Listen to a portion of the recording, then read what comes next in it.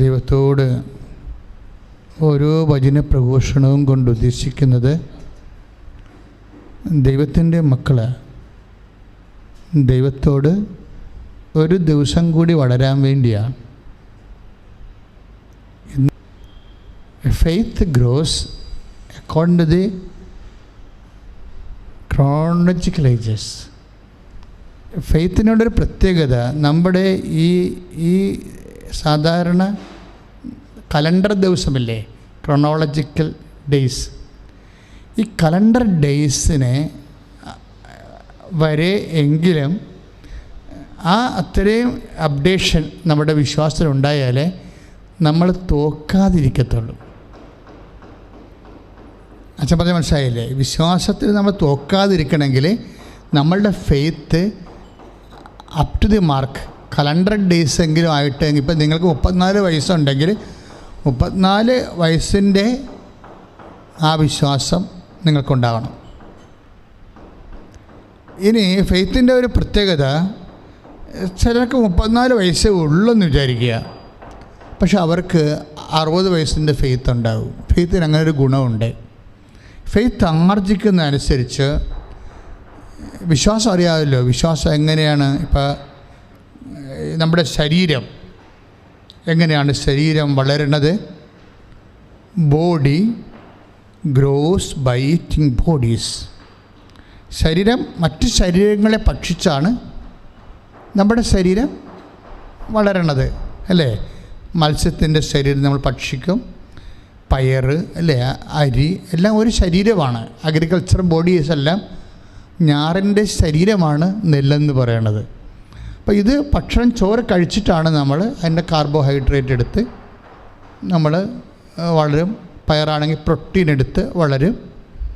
അപ്പോൾ ഇതെല്ലാം ദൈവം ഉദ്ദേശിക്കുന്ന ശരീരത്തിൻ്റെ വ്യത്യസ്തങ്ങളായ കോശ സംവിധാനങ്ങൾക്ക് വ്യത്യസ്തങ്ങളായ ഫുഡാണ്. അതുകൊണ്ടാണ് നമ്മൾ സമീകൃത ആഹാരം എന്നൊക്കെ പറയുന്നത്. കാര്യം എല്ലാ അവയവങ്ങൾക്കും വ്യത്യസ്തങ്ങളായ ഫുഡാണ്. ഇപ്പം നമ്മൾ വഴുതനങ്ങ തന്നെ കുറേ കഴിക്കണമെങ്കിൽ കണ്ണടിച്ച് പോകും. കണ്ണിനെതിരാണത്. ഇപ്പോൾ ഒരു സാധനത്തിന് എപ്പോഴും കഴിച്ചുകൊണ്ടിരിക്കാൻ പറ്റത്തില്ല, ആ അവയവം ഒരവയവം പോകും. അപ്പോൾ അതുകൊണ്ട് എപ്പോഴും വരുന്ന ഒരു വിഷയം, ഇതുപോലെ തന്നെ നമ്മുടെ ശരീരം മറ്റ് ശരീരങ്ങൾ ഭക്ഷിച്ച് വളരണ പോലെ തന്നെയാണ് നമ്മുടെ വിശ്വാസവും. ദൈവം നീട്ടിത്തരുന്ന ജീവിത അനുഭവങ്ങളിലെ വിശ്വാസം വളരണത് വിശ്വാസം പ്രഖ്യാപിച്ചാണ് വളരണത്. എപ്പോഴും ഓർത്തേക്കണം. വിശ്വാസം വളരണത്, അപ്പം അച്ഛൻ നിങ്ങളോട് ഇപ്പം ഞാൻ ഇങ്ങനെ പറയും, നിങ്ങൾ അപ്ഡേഷൻ ഉണ്ടാക്കണം, ക്രോണോളജിക്കൽ ഇയറുമായിട്ട് നിങ്ങളുടെ ഫെയ്ത്ത് ഇയർ അപ്ഡേറ്റ് ചെയ്ത് പോകണം, അല്ലെങ്കിൽ അതിനൊക്കെ കവിഞ്ഞ് പോകണം, അല്ലെങ്കിൽ നിങ്ങൾ കലണ്ടർ ഡേയ്സിനേക്കാൾ താഴെയാണ് നിങ്ങളുടെ വിശ്വാസമെങ്കിൽ നിങ്ങൾ തോറ്റുപോയി. തോറ്റ വിശ്വാസമുള്ള ആൾക്കാർക്ക് ദൈവത്തിൻ്റെ മുമ്പിൽ വിഷയം അവതരിപ്പിക്കാൻ പാടായിരിക്കും. ഇപ്പോൾ നമ്മൾക്ക് ഗ്രീൻ കാർഡ് കിട്ടണമെന്ന് പറയും. ഇപ്പോൾ ഗ്രീൻ കാർഡ് കിട്ടണമെന്ന് പറയുമ്പോൾ അവർ പോയിൻറ്റ്സാണ് പറയണത്, പോയിൻറ്റ്സ്. അപ്പോൾ ചിലപ്പോൾ സമയത്ത് നിങ്ങൾ ഇക്കണോമിക്കായിട്ട് സബ്സ്റ്റാൻഡിങ് ആയിട്ടുള്ള ആളല്ലെന്നുണ്ടെങ്കിൽ ആ മേഖല പോയിൻറ്റ്സ് കുറയും. അപ്പോൾ ഗ്രീൻ കാർഡ് കിട്ടത്തില്ല, അപേക്ഷിക്കാൻ പോലും പറ്റത്തില്ല. ഇതുപോലെ നിങ്ങളുടെ പോയിൻറ്റ്സ് എന്താണ് കർത്താവിൻ്റെ തിരുസന്നിധിയിൽ ഫെയ്ത്തിൻ്റെ കാര്യത്തിൽ അതറിയണത്. പോയിൻറ്റ്സ് ഓക്കെ അല്ലെങ്കിൽ നിങ്ങൾക്ക് ഒരു രോഗത്തിന് വേണ്ടിയോ വേറെ ഒന്നിനു വേണ്ടിയും പ്രാർത്ഥിക്കാൻ പാടായിരിക്കും. അപ്പോൾ വളരെ ശ്രദ്ധിക്കണം. അതിനാണ് ഈ അപ്ഡേഷൻ വരേണ്ടത്. വചനം പ്രഘോഷിക്കപ്പെടേണ്ട കാര്യം അതാണ്. ഓരോ വചനം പ്രഘോഷിക്കപ്പെടുമ്പോഴും നമുക്ക് അത് സ്വീകരിക്കുന്നവർക്കെല്ലാം അപ്ഡേഷൻ ഉണ്ടായിക്കൊണ്ടിരിക്കും. കാര്യം സ്വീകരിക്കുന്നവരും സ്വീകരിക്കാത്തവരും എന്ന് പറഞ്ഞ വചനം ആൾക്കാരെ രണ്ടായിട്ട് തിരിക്കുന്നുണ്ട്. അതെപ്പോഴും വളരെ ഡേഞ്ചറസ് സോണാണത്. വചനം നൽകുന്നതും നിങ്ങൾ ധ്യാനത്തിന് വരുന്നതും അല്ലെങ്കിൽ ഓൺലൈനായിട്ട് ഇപ്പോൾ വചനം പങ്കെടുക്കുന്നതും അല്ല വിഷയം. വിഷയം എന്ന് പറയുന്നത് നമ്മളത് സ്വീകരിക്കുന്നോ ഇല്ലേ എന്നുള്ളതാണ്. അതുകൊണ്ടാണ് യോഹന്നാൻ പറയണത്, ഇപ്പം സ്വീകരിക്കുന്നവർക്ക് എന്താ സംഭവിക്കണത്? ദൈവവചനത്തെ സ്വീകരിക്കുന്നവർക്ക് എന്താണ് സംഭവിക്കുന്നത്? അവനെ സ്വീകരിക്കുന്നവർക്ക് എല്ലാം ദൈവമക്കളാകാനുള്ള കഴിവ് നൽകും. ഇപ്പോൾ ഓരോ വചനപ്രഘോഷണം കഴിയുമ്പോഴും നമ്മുടെ കഴിവ് വർദ്ധിച്ചുകൊണ്ടിരിക്കുകയാണ്. ഇപ്പോൾ യോഹന്നാൻ 1:12 ശ്രുതികട്ടെ ഹല്ലേലൂയ.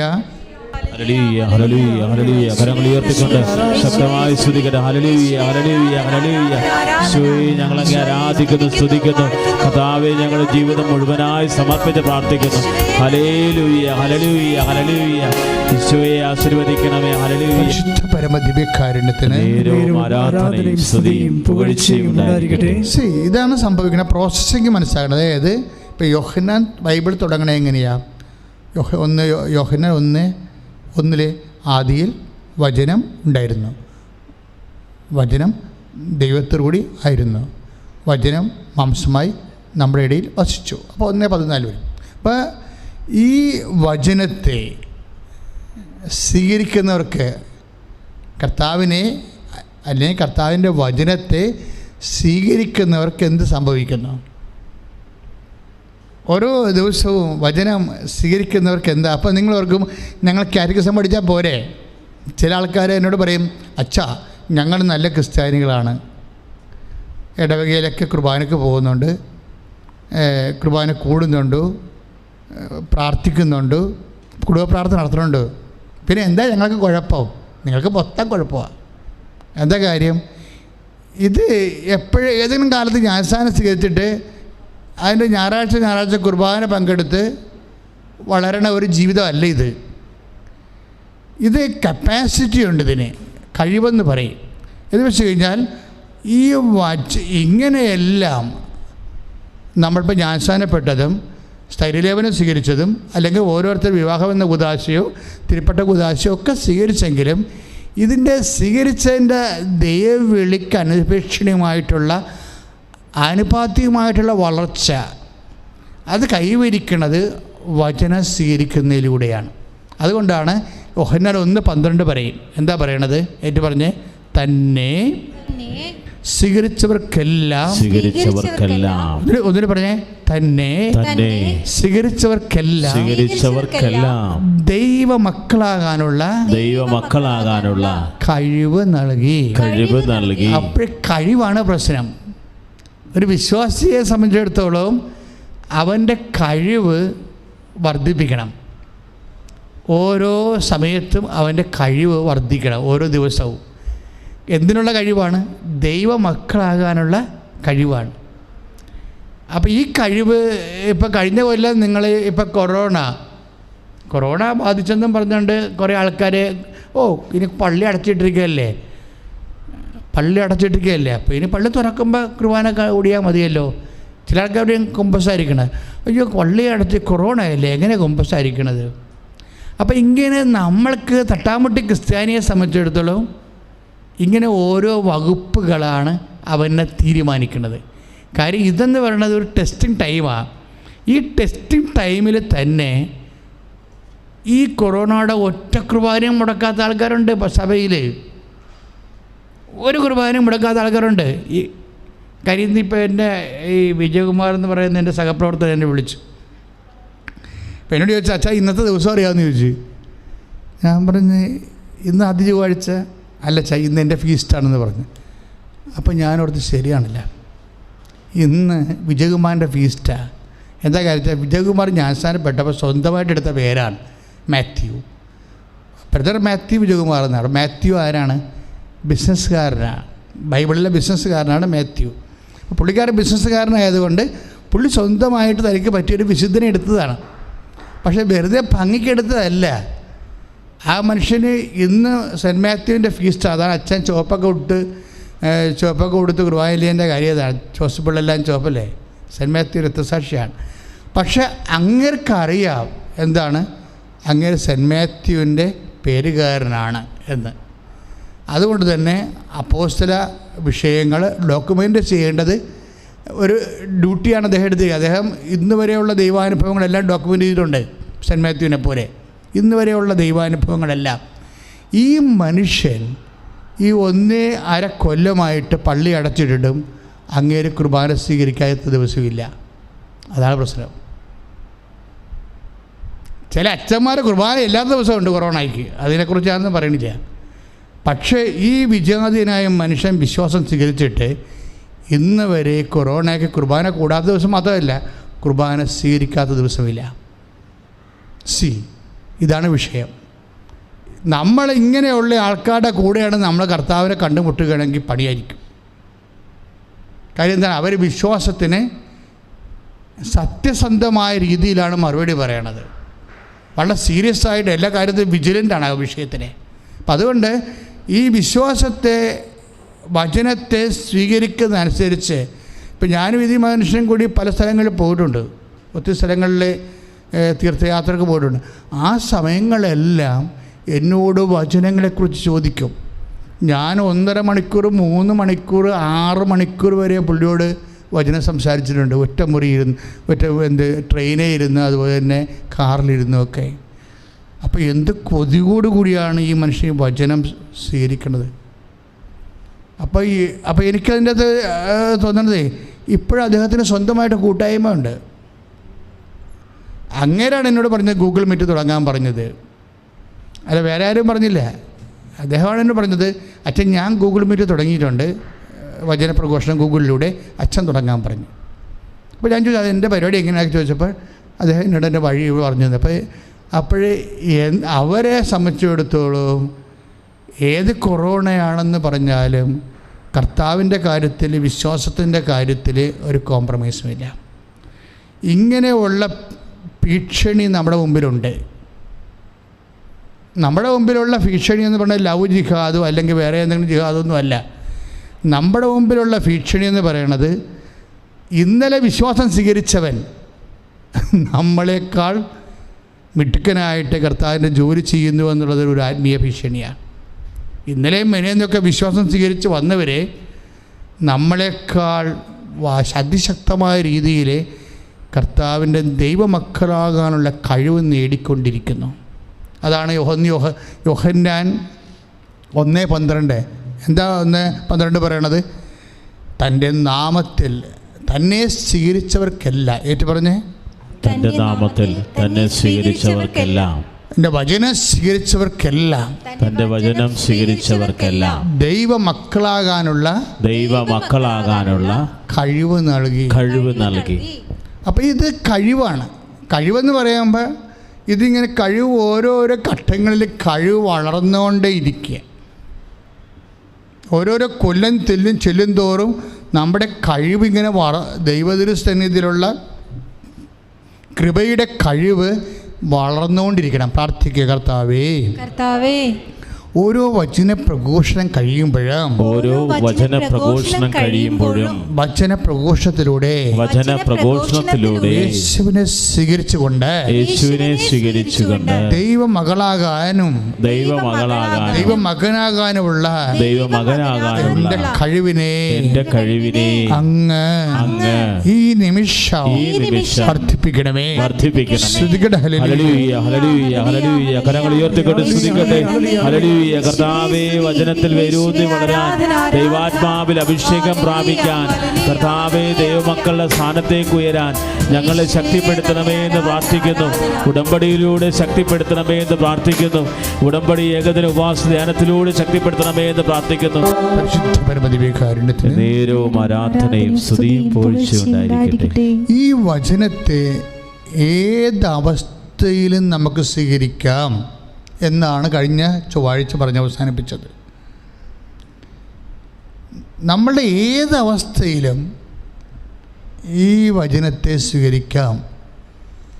ചില ആൾക്കാർ പറയും കൊറോണ എല്ലാം കഴിയട്ടെ, അല്ലെങ്കിൽ മൂത്ത മകൾ കല്യാണം കഴിഞ്ഞ് അവളെ പ്രസവിച്ച് വീട്ടിൽ കിടക്കുകയാണ്, അവളുടെ ജ്ഞാനസ്ഥാനം കഴിഞ്ഞ് അവൾ പോകട്ടെ, പോയിട്ട് അല്ലെങ്കിൽ ഇപ്പോഴെല്ലാം നമ്മളിവിടുന്ന് വാടക മാറി പോകാൻ പോവുകയാണ്, ഇപ്പം അതുകൊണ്ട് ഈ വാടകയൊക്കെ മാറി പുതിയ വീട്ടിൽ അല്ലെങ്കിൽ പുതിയ വീട്ടിൽ ചെല്ലട്ടെ, ഇങ്ങനെ ഇവിടെ കുറച്ച് കാര്യങ്ങളൊക്കെ ഒന്ന് ഒതുങ്ങട്ടെ, പിള്ളേർക്കെല്ലാം അഡ്മിഷൻ കിട്ടി അവർ സ്കൂളിലോട്ട് പോട്ടെ അല്ലെങ്കിൽ കോളേജിലോട്ട് പോട്ടെ, എല്ലാം ഒന്ന് സെറ്റായതിന് ശേഷം ഞാൻ പ്രാർത്ഥന തുടങ്ങാം.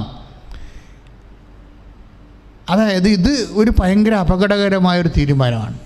കാര്യം നമ്മളുടെ വിഷയങ്ങളെല്ലാം സെറ്റായതിന് ശേഷം നമ്മൾ കർത്താവിൻ്റെ കാര്യം സെറ്റ് ചെയ്യാമെന്ന് വിചാരിക്കുന്നത് ശരിക്കും നമുക്ക് നാളെ കാലങ്ങളിലെ ഗ്രേഡ് നമ്മൾ തിരിച്ചു കഴിഞ്ഞാൽ ഇത് ഒത്തിരി താഴെ വരുന്ന ഒരുതരം വിശ്വാസികളാണ്.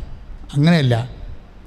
ഞാൻ എപ്പോഴും ഓർക്കുന്നത് എന്നെ കർത്താവിൻ്റെ വചനം സ്വീകരിക്കുന്നതിനെ, ഇപ്പം ഞാൻ മുമ്പ് നിങ്ങളോട് പറഞ്ഞില്ലേ എന്താണ് യോഹന്നാൻ 1:12 എന്താ വചനം? അവനെ സ്വീകരിച്ചവർക്കെല്ലാം, തന്നെ സ്വീകരിച്ചവർക്കെല്ലാം ദൈവമക്കളാകാനുള്ള കഴിവ് നൽകി. ഇപ്പം നമ്മൾ ജ്ഞാനസ്ഥാനം എന്ന കൂദാശ എന്താണെന്ന് ചോദിച്ചാൽ അതിൻ്റെ നിർവചനം എന്താണ്? അതായത് ഉൽപ്പദോഷം നീക്കി കർമ്മദോഷം ഉണ്ടെങ്കിൽ അത് നീക്കി നമ്മളെ ക്രൈസ്തവരും ദൈവരാജ്യത്തിൻ്റെ അവകാശികളുമാക്കി തീർക്കുന്ന കൂദാശയാണ് ജ്ഞാനസ്ഥാനം. അവിടെ എന്താ സംഭവം? നമ്മൾ ജ്ഞാനസ്ഥാനത്തിലൂടെ ഉൽപ്പദോഷം മാറ്റി കർമ്മദോഷവും നീക്കി നമ്മളെ ക്രൈസ്തവരും ദൈവത്തിൻ്റെ മക്കളുമാക്കി തീർക്കുന്ന കൂദാശയാണ്, ദൈവരാജ്യത്തിൻ്റെ അവകാശികളും. ഇപ്പം രണ്ട് കാര്യം അവിടെ ഉണ്ട്. ഒന്ന് ദൈവത്തിൻ്റെ മക്കളാക്കുന്നു, പിന്നെ മക്കളാണെങ്കിൽ പിന്നെ ഇനി വളരേണ്ടി വരും നമ്മളല്ലേ. മക്കൾ എന്തെങ്കിലും ഒന്ന് ഇങ്ങനെ ഉണ്ടപ്പക്കുറുവിനെ പോലെ 47 വയസ്സുകൊണ്ട് 8 വയസ്സിൻ്റെ പൊക്കം ഉണ്ടായ പറ്റത്തില്ലല്ല. മക്കൾ വളരണ്ടേ? അപ്പം ദൈവത്തിൻ്റെ മക്കൾ വളരണം. ഇപ്പം നിങ്ങൾ പറയും നിങ്ങൾക്ക് ഓരോ പ്രശ്നങ്ങളുണ്ട്, ഇതെല്ലാം കഴിഞ്ഞതിന് ശേഷം വളരാം ആത്മീയ. അങ്ങനെയല്ല. പ്രശ്നത്തെ കഴിച്ചാണ് നമ്മൾ വിശ്വാസി വളരണത്. ബോഡി, അച്ഛൻ ആദ്യമേ പറഞ്ഞില്ലേ, body grows by eating bodies. നമ്മളെ ശരീരം കഴിച്ചാണ്, മറ്റ് വസ്തുക്കളുടെ ചെടികളുടെയൊക്കെ ശരീരം കഴിച്ചാണ് നമ്മുടെ ശരീരം വളരണത്. അതുപോലെ വിശ്വാസത്തിൽ ദൈവമക്കളിൽ വളരണത് എങ്ങനെയാണ്? പ്രശ്നങ്ങളെ കഴിച്ചിട്ടാണ്. പ്രശ്നങ്ങളില്ല, നമുക്ക് ഓരോ പ്രശ്നങ്ങളുണ്ടാവില്ല ഓരോരുത്തർക്കും. ഒരിക്കലും സമാധാനത്തിൽ ദൈവകൃപ വളരത്തില്ല. എപ്പോഴും വളരണത്, നല്ല മുന്തിയ നിലവാരത്തിൽ വളരണത് എപ്പോഴും ഇപ്പോൾ പോഷക ഗുണമുള്ള ആഹാരമുണ്ട്, പോഷക ഗുണം കുറഞ്ഞ ആഹാരങ്ങളുണ്ട് ഇല്ലേ? പോഷക ഗുണമുള്ള ആഹാരമുണ്ട്. ഇപ്പം നിങ്ങൾ പറയും വെള്ളച്ചോറ് കഴിക്കണ്ട, ഡോക്ടർമാർ പറയും വെള്ളച്ചോറ് കഴിക്കണ്ട. അതൊക്കെ എല്ലാം എക്സിസ്റ്റൻ്റ് പുകയേ ഉള്ളൂ, ഒന്നും നിങ്ങൾക്ക് ശരീരത്തിൽ കിട്ടത്തില്ല. ചുവപ്പ് ചവറുള്ള ചോറ് കഴിക്കാൻ പറയും, അതിൽ നിന്ന് വല്ല പ്രോട്ടീനോ വല്ലതും കിട്ടുമെന്ന് പറയും. അപ്പോഴേ നോക്കിയേ, ചോറിൻ്റെ കളർ മാറിയപ്പോൾ തന്നെ അതിൻ്റെ ഗുണാംശം മാറി. ഇതുപോലെ ഈ ജീവിതത്തിലും ദൈവത്തിൽ വളരണമെങ്കിൽ സമാധാനപരമായിട്ട് പോയാൽ ഒരിക്കലും നമ്മൾ ദൈവത്തിൽ വളരത്തില്ല. ജീവിതത്തിലെ അസ്വസ്ഥതകളെ കഴിഞ്ഞ ദിവസം ഒരു സാക്ഷ്യം ഉണ്ടായിരുന്നു ഇവിടെ. നല്ല സാക്ഷ്യമാണ്. സാധാരണ ഗ്രേഡിനേക്കാൾ 1-2 പോയിൻ്റ് കൂടുതൽ ഉള്ള ഒരു സാക്ഷ്യം പറഞ്ഞിരിക്കുന്നത് ജോയ്സി എന്നും പറഞ്ഞൊരു മോളാണ് സാക്ഷ്യം പറഞ്ഞത്. ഉള്ള വീട് മലയാറ്റൂരാണ്, ഇപ്പോൾ താമസിക്കുന്നത് ലണ്ടനിലാണ്. അപ്പോൾ ഈ വൈകുന്നേരം പാടിവിടെ തീർത്ഥയാത്രയുണ്ട്, മരിയൻ തീർത്ഥയാത്രയുണ്ട്. അപ്പോൾ മരിയൻ തീർത്ഥയാത്രയുടെ ഒരു ഭാഗം ഓസ്ട്രേലിയ, ഇറ്റലി, അതുപോലെ തന്നെ അമേരിക്ക, ഗൾഫ് രാജ്യങ്ങളിൽ നിന്നുള്ള ഉടമ്പടി എടുത്തവരുടെ സാക്ഷ്യങ്ങളാണ്. അപ്പോൾ നമുക്ക് ഓൺലൈനിൽ അവരവിടെ നിന്ന് ഓസ്ട്രേലിയയിൽ നിന്ന് പറയും, നമുക്കിവിടെ കിട്ടിയിട്ട് നമ്മളിത് ഓൺലൈനായിട്ട് നമ്മുടെ എല്ലാ സബ്സ്ക്രൈബേഴ്സും സാക്ഷ്യം കേൾക്കും. ഈ കാലം എന്തൊരു രസമാണ് ശരിക്കും. കൊറോണയെ തോൽപ്പിക്കുന്ന വചനപ്രഘോഷമാണ് നടക്കുന്നത്. എന്താണ്?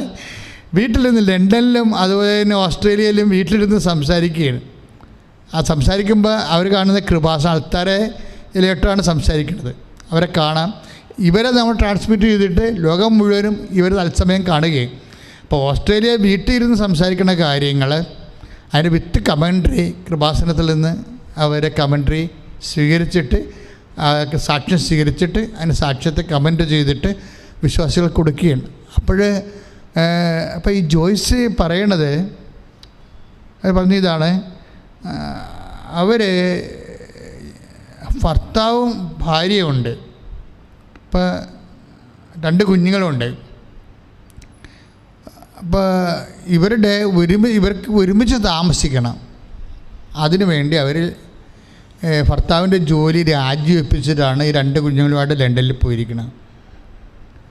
അപ്പോൾ അവിടെ ചെല്ലുമ്പോഴുണ്ടാകുന്ന പ്രശ്നം, ഈ IELTS ഗുരുതരമായ പ്രശ്നമാണ്. കാരണം സ്പീക്കിങ്ങിൽ ഭയങ്കര പ്രശ്നം. ജോയ്സിന് ഒരിക്കലും രക്ഷപ്പെടാറില്ല. അങ്ങനെ പലത് എഴുതി തോറ്റു കഴിഞ്ഞപ്പോൾ ഒരു ദിവസം ഇപ്പോൾ ആൾക്കാരെല്ലാം ഇവളെ ബുദ്ധിമുട്ടിക്കാൻ തുടങ്ങി. കാര്യം നീ ഭർത്താവിൻ്റെ ജോലിയും കളഞ്ഞ് നീക്കാൻ ജോലി കിട്ടിയിട്ടില്ല, ഇത് എന്നാ ഉദ്ദേശിക്കണത്, തലക്ക് വട്ടാണെന്നൊക്കെ ചോദിക്കാൻ തുടങ്ങി. ഇവർക്ക് പ്രാതി പിടിക്കാൻ. അപ്പോൾ ആ ഇടയ്ക്ക് എന്തിങ്ങനെ ഒരു പ്രശ്നം എന്ന രീതി കണ്ടില്ലേ. അപ്പോൾ ഉടനെ കൃപാസനത്തിൻ്റെ ഫേസ്ബുക്കിൽ നിന്ന് ഒരു സാക്ഷ്യം കേട്ടപ്പോൾ ഇവൾ യൂട്യൂബിലോട്ട് കയറ്റി യൂട്യൂബിലെ മുഴുവൻ സാക്ഷ്യങ്ങളും കേട്ടു. അപ്പോൾ അതിൻ്റെ അകത്ത് ഒരു സാക്ഷ്യം പറയണത് നിങ്ങൾ ഡേറ്റ് ഇട്ട് പ്രാർത്ഥിച്ചാൽ മതിയെന്ന്. ഡേറ്റ് ഇട്ട് പ്രാർത്ഥിച്ചാൽ മതി. ഇപ്പോൾ ഡേറ്റ് ഇട്ട് പ്രാർത്ഥിക്കുക വെച്ചാൽ പണ്ട് മുതലേ എനിക്ക് കർത്താവ് തന്ന ഒരു ഈ ആൾക്കാരെ കൗൺസിൽ ചെയ്യുമ്പോൾ അവരെ സഹായിക്കാൻ വേണ്ടി കർത്താവ് പല കാലങ്ങളിൽ പലതരത്തിലുള്ള ദൈവിക പരിപാലനയുടെ ആത്മീയ ഘടകങ്ങൾ എനിക്ക് കാണിച്ചു തന്നില്ല. ഒന്ന് ഡേറ്റാണ്. ഇപ്പോൾ കൃപാസനത്തിൽ തന്നെ അമ്മ പ്രത്യക്ഷപ്പെടുമ്പോൾ സമയഘടികാരം നെഞ്ചിച്ചാർത്തിയാണ് പ്രത്യക്ഷപ്പെട്ടത്. അപ്പോൾ ഞാൻ ഡേറ്റിട്ട് പ്രാർത്ഥിക്കുമ്പോൾ ജോയ്സിക്ക് മനസ്സിലങ്ങനെ കൊണ്ട്. അപ്പോൾ ഡേറ്റ് എന്ന് വെച്ചാൽ പെട്ടെന്ന് കാര്യം പറയണതല്ല, പറയുമ്പോൾ ആർക്കെങ്കിലും ഒരാൾക്കത് കൊണ്ടിട്ടുണ്ടെങ്കിൽ സ്വാധീനിച്ച അതിൻ്റെ അർത്ഥം അവരെ ദൈവം ആ സമയത്ത് അനുഗ്രഹിക്കുന്നു എന്നുള്ളതാണ്. അപ്പോൾ ജോയ്സിയെ സംബന്ധിച്ചിടത്തോളം ഒരു ബോധ്യം കിട്ടി. എന്നാൽ ഇനിയിപ്പോൾ ഇത്ര നാളെ തോറ്റില്ലേ, ഇനിയിപ്പോൾ എന്നാ ചെയ്യാനാ, ഇനി ഡേറ്റ് അച്ഛൻ പറഞ്ഞ പോലെ ഡേറ്റ് ഇട്ട് പ്രാർത്ഥിക്കാം. അപ്പോൾ അവർ എന്ത് ഡേറ്റ് ഇട്ട് December 5 എന്ന് പറഞ്ഞ് ഡേറ്റ് ഇട്ട്. അപ്പോൾ December 5 എന്നും പറഞ്ഞ് ഡേറ്റ് ഇട്ട് IELTSൻ്റെ. അപ്പോൾ ഇങ്ങനെ ഡേറ്റ് ഇട്ട് പിന്നീട് പ്രാർത്ഥിച്ചുകൊണ്ടിരിക്കുകയാണ്. അപ്പോൾ അത് സെപ്റ്റംബർ കഴിഞ്ഞ് November 18 ആയപ്പോൾ പെട്ടെന്ന് രാത്രി മൊബൈലടിച്ച് ആരോ വിളിച്ചതാണ്. പക്ഷേ വിളിച്ചപ്പോൾ വിളിച്ച ആളില്ല. നോക്കുമ്പോൾ 11:23 സമയം 11:23. അപ്പം അത് വലിയ അക്ഷരങ്ങൾ കണ്ട കാരണം ഇവൾക്ക് പെട്ടെന്ന് പരിശുദ്ധാത്മാവ് പറഞ്ഞു, this is your date exam. പക്ഷേ അപ്പോഴവർക്ക് മനസ്സിലായി 11 എന്ന് പറയണത് നവംബർ മാസവും 23 ഡേറ്റുമാണ്. 11 നവംബർ മാസം. അപ്പോൾ അവൾ വിചാരിച്ചു അങ്ങനെയാണെങ്കിൽ 11 നവംബർ മാസം ഡേറ്റ് എടുക്കാം, IELTSന് ഡേറ്റ് ഉണ്ടാകുന്ന നോക്കട്ടെ എന്ന് വിചാരിച്ചു. അപ്പോൾ ഹസ്ബൻഡോട് പറഞ്ഞ് 11:23 അമ്മ രാത്രി കാണിച്ചതാണിത്, അതുകൊണ്ട് നമുക്ക് 11 നവംബർ 11 മാസം, അതായത് നവംബർ മാസം 23 ഡേറ്റ് എടുക്കാവുന്നു. അപ്പോൾ ഇവൾ നേരത്തെ ഒരു ഡേറ്റ് ഇട്ടിട്ടുണ്ട്. എന്താണ്? December 5. അതാണ് ഡേറ്റ് ഇട്ടിരിക്കുന്നത്. അപ്പോൾ നവംബർ മാസം പരീക്ഷക്കാണ് ഡേറ്റ് ഇട്ടിരിക്കുന്നത്, പരീക്ഷ ഡേറ്റാണ്. പക്ഷേ പ്രോബ്ലം വെച്ച് കഴിഞ്ഞാൽ 18 അല്ല അതിനുശേഷം നവംബർ 20, 21, 22 3 ദിവസം ഇവൾ ലീവ് എടുക്കേണ്ടതിനാണ് ഈ സ്പീക്കിംഗ് പ്രാക്ടീസ് ചെയ്യാൻ വേണ്ടിയാണ് ലീവ് എടുക്കുന്നത്. പക്ഷേ സ്പീക്കിംഗ് പ്രാക്ടീസ് ചെയ്യുമ്പോഴുള്ള പ്രശ്നം ഒരിക്കലും സ്പീക്കിംഗ് ശരിയാകത്തില്ല. പണ്ട് അങ്ങനെയാണ് സംഭവിച്ചത്. സ്പീക്കിങ്ങിനാണ് എപ്പോഴും ആ മൊഡ്യൂളിലാണ് പോയിക്കൊണ്ടിരുന്നത്. പക്ഷേ അമ്മ ഇങ്ങനെ ഡേറ്റ് ഇട്ടതിന് ശേഷം അമ്മയ്ക്ക് ഡേറ്റ് ഏൽപ്പിച്ചതിന് ശേഷം ജോയ്സ് പറയണത് ഞാൻ സാഹിബിമാർ സംസാരിക്കാൻ തുടങ്ങിയെന്ന്. എൻ്റെ ഹസ്ബൻഡ് എന്നോട് പറഞ്ഞു, നീ ബൈബിളിൽ ഒരു പാസേജ് പറയാൻ പറഞ്ഞു, ഒരു കഥ പറയാൻ പറഞ്ഞു. അപ്പോൾ അതിൻ്റെ ഫോണറ്റിക്സൊക്കെ വെച്ചിട്ട് സൂപ്പറായിട്ട് ഇവളങ്ങനെ സംസാരിക്കുകയും ഞെട്ടിപ്പോവും. അതായത് കഴിവാണിത്. ഇപ്പം ദൈവമക്കളാകാനുള്ള കഴിവെന്ന് പറയത്തില്ലേ. ഇപ്പം തൻ്റെ നാമത്തിൽ തന്നെ സ്വീകരിക്കുന്നവർക്കെല്ലാം ദൈവമക്കളാകാനുള്ള കഴിവ് നൽകിയെന്നാണ്. അപ്പോൾ ദൈവമക്കളുടെ ഇത് എപ്പോഴും വിശ്വാസമെന്ന് പറയുമ്പോൾ, പ്രാർത്ഥന എന്ന് പറയുമ്പോൾ എല്ലാം നമ്മളുടെ കഴിവ് അങ്ങോട്ട് വർദ്ധിപ്പിക്കും. അത് എന്ത് തരത്തിൽ, ആത്മീയമായാലും ശരി ഭൗതികമായാലും ശരി കഴിവ് വർദ്ധിപ്പിക്കും. 2 തരത്തിലുള്ള കഴിവാണിത് വർദ്ധിപ്പിക്കുന്നത്. വചനത്തിൻ്റെ പ്രത്യേകതയാണ്. 2 തരത്തിലുള്ള കഴിവ് വർദ്ധിപ്പിക്കും. ഇപ്പോൾ ഇവളിങ്ങനെ സായിപ്പന്മാരെപ്പോലുള്ള ഫോണറ്റിക്സും ആ പ്രൊനൗൺസിയേഷനൊക്കെ അടിച്ചു പൊളിച്ച് സംസാരിച്ച് ഉള്ളിൽ കെട്ടില്ല, സങ്കടമില്ല, ഭാരമില്ല, ഒന്നുമില്ല. ചുമ്മാ പുഷ്പം പോലെ പോയി അങ്ങനെ പരീക്ഷയ്ക്ക് സ്പീക്കിങ്ങിന് പറയും. 7.5 സ്കോർ ചെയ്യും. ആ സ്കോർ ചെയ്ത റിസൾട്ട് തന്നെ എന്നാണെന്നറിയാമോ? റിസൾട്ട് വന്നത് December 5. അതാണ് ഡേറ്റ്. ഇട്ടേക്കുന്ന ഡേറ്റ് അതാണ്. ഈ അമ്മ പറഞ്ഞത് ഡിസംബർ 5 പറയുമ്പോൾ IELTS 13 ദിവസം വേണം റിസൾട്ട് വരാൻ. ആ ഡേറ്റാണ് പരീക്ഷയ്ക്ക് കൊടുത്തിരിക്കുന്നത്, നവംബർ 23. അപ്പോൾ ഇവൾ എന്നിട്ട് പിന്നെ വേറെ ഒരു അത്ഭുതം പറയും. അനുഭവം പറയണത് വെച്ചാൽ അത് കേൾക്കാൻ നല്ല രസമാണ്. യൂട്യൂബിലുണ്ടത്, യൂട്യൂബിൽ ഇട്ടിട്ടില്ലെന്ന് തോന്നുന്നു. എന്നുവെച്ചാൽ ഒരു കുറേ കാലം മുമ്പ് ദേവാലയത്തിൻ്റെ മുകളിൽ ഒരു ചാരം നിറത്തിലുള്ള മാതാവ് നിൽക്കുന്നു, കൂടെ ചിറകുള്ള ഒരു മാലാഖയും നിൽക്കുന്ന ആ ഒരു സന്ദേശം. അപ്പം ഈ മാതാവിനെയാണ് പിന്നീട് ഇവൾ ആരോട് ചോദിച്ചിട്ട് ആർക്കും അറിയത്തില്ല ഇങ്ങനെ ചാരം നിറത്ത മാതാവ്. പിന്നെയാണ് അത് കൃപാസനം മാതാവാണ് തിരിച്ചറിയണത്. ഇത് പറഞ്ഞിട്ട് ജോയിസ് ഒരു കാര്യം പറയും, ഇപ്പം എനിക്ക് തോന്നുന്നത് മാതാവ് എൻ്റെ കൂടെ തന്നെ ഉണ്ടെന്നാണ് തോന്നണത്. ആ സാക്ഷ്യത്തിലുണ്ട്, മാതാവിൻ്റെ കൂടെ തന്നെ ഉണ്ടെന്നാണ് തോന്നണതെന്ന്. എന്ന് വെച്ചാൽ ഈ ദൈവവുമായിട്ടുള്ള യാത്രയിൽ അത് സത്യസന്ധമായ യാത്രയാണെങ്കിൽ നമുക്ക് കൂടെ ഫീൽ ചെയ്യും, കൂടെ നിൽക്കുന്ന പോലെ ഫീൽ ചെയ്യും. എപ്പോഴും നമ്മൾ എവിടെയെങ്കിലും എത്തിയിട്ടുണ്ടെന്ന് തോന്നണമെന്നുണ്ടെങ്കിൽ ദൈവം കൂടെ നിൽക്കണ പോലെ നമുക്ക് ഫീൽ ചെയ്യണം. ദൈവം കൂടെ നിൽക്കണ പോലെ ഫീൽ ചെയ്യണം. ഇപ്പം നമ്മൾക്കിത്, അതായത് ക്രിസ്ത്യൻ ആധ്യാത്മികതയിലെ തന്ത്രമന്ത്രങ്ങളും അതുപോലെ തന്നെ സാങ്കേതികമായിട്ടുള്ള സംഭവങ്ങളൊന്നുമില്ല. സത്യസന്ധമായ ദൈവത്തെ സ്നേഹിക്കുന്നൊരു ഹൃദയം നിനക്കുണ്ടാകണം, അത്രയേ ഉള്ളൂ ഇതിൻ്റെ അകത്ത്. അല്ല വേറെ ഒരു തരത്തിലുള്ള ജിംനേഷ്യമോ അല്ലെങ്കിൽ യോഗ പോലെയുള്ള എക്സസൈസുകളോ ഒന്നും ക്രിസ്ത്യാനിറ്റി ഇല്ല. ക്രിസ്ത്യാനിറ്റിയിൽ എന്താണ്? സത്യസന്ധമായി നീ ഒന്ന് സ്നേഹിച്ച് നോക്കണം, അപ്പോൾ ദൈവം കൂടെ നിൽക്കണ, അപ്പം നിനക്കത് ഫീൽ ചെയ്യും. ഒന്ന് പ്രാർത്ഥിക്കുക. കർത്താവായ ദൈവമേ, അങ്ങ് എൻ്റെ കൂടെ നിൽക്കുന്ന പോലെ, എൻ്റെ കൂടെ സഞ്ചരിക്കുന്ന പോലെ എനിക്കെപ്പോഴും ഫീൽ ചെയ്യാൻ പറ്റുന്ന അവസ്ഥയിലെ എന്നെ നീ വളർത്തണമേ, എൻ്റെ ബുദ്ധിയെ നീ പ്രകാശിപ്പിക്കണമേ. കർത്താവേ, ദൈവ മക്കളാകാനുള്ള കഴിവെനിക്ക് നൽകണമേ. ശ്രുതികട ഹല്ലേലൂയ.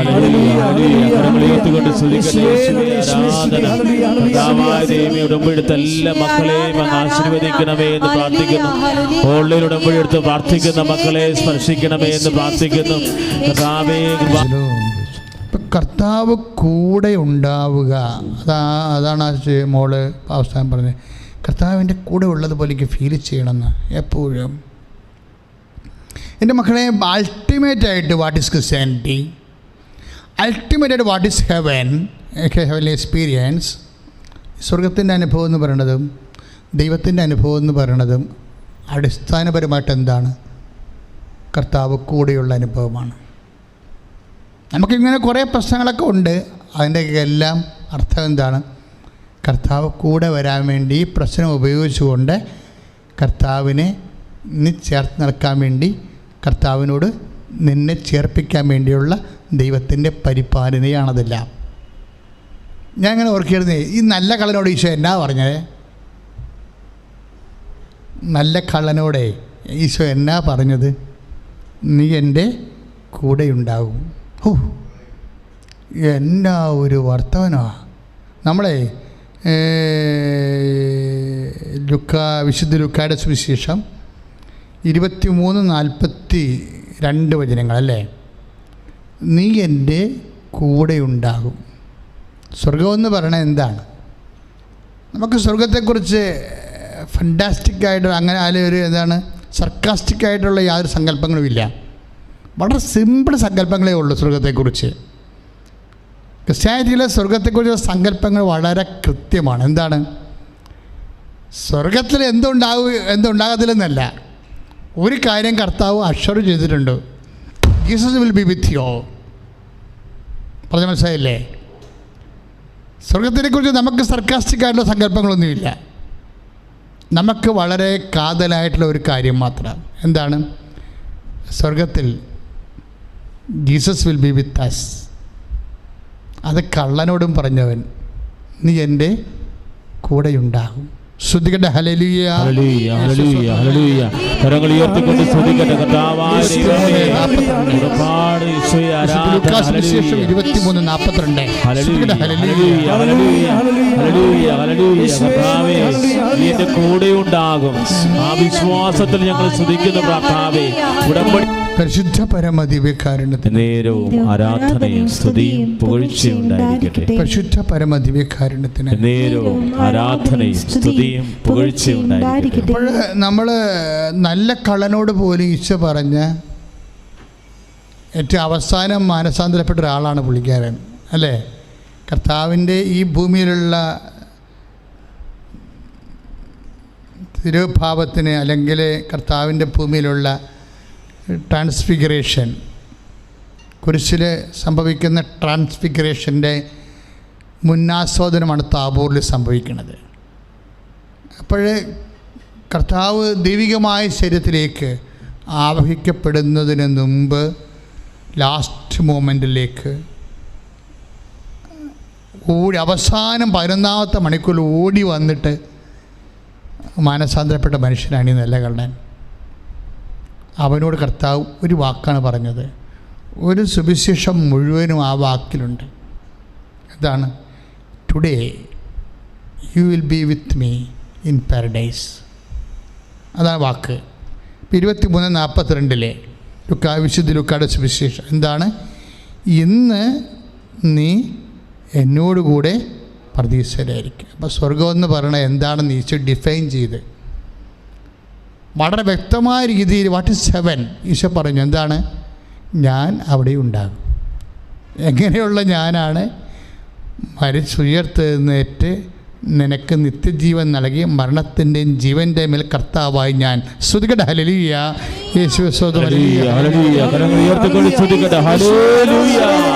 കർത്താവേ വലിയ പ്രബോധനത്തെ നന്ദി പറയുന്നു. പരിശുദ്ധ പരമദിവ്യകാരുണ്യത്തിന് ആരാധനയും സ്തുതിയും പുകഴ്ചയും ഉണ്ടായിരിക്കട്ടെ. എൻ്റെ മക്കളെ, അപ്പോൾ അച്ഛന് വേറൊരു ചോദ്യം ചോദിക്കാനുണ്ട്. ഈശോ കൂടെ ഉള്ളതാണ് ഈശോ ഡിഫൈൻ ചെയ്തിരിക്കുന്ന ഹെവനെങ്കിലേ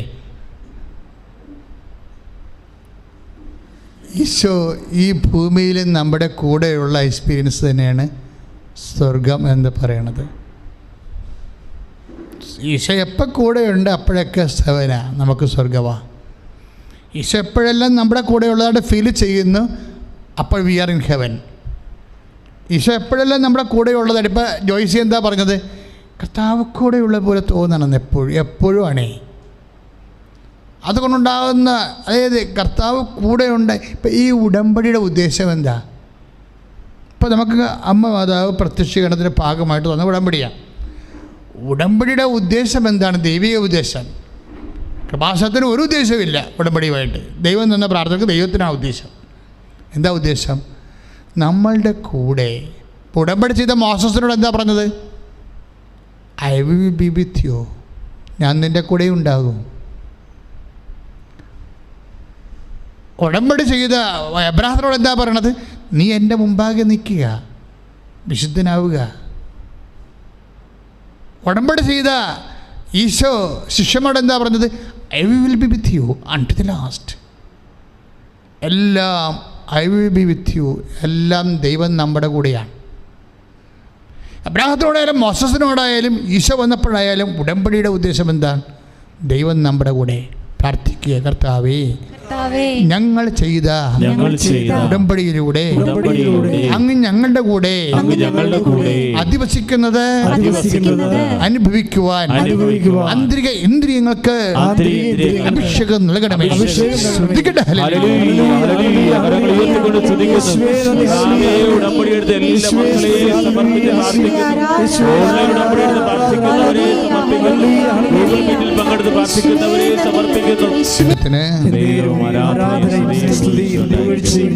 കർത്താവ് നല്ല കള്ളനോട് പറഞ്ഞ് you will be today you will be with me in paradise.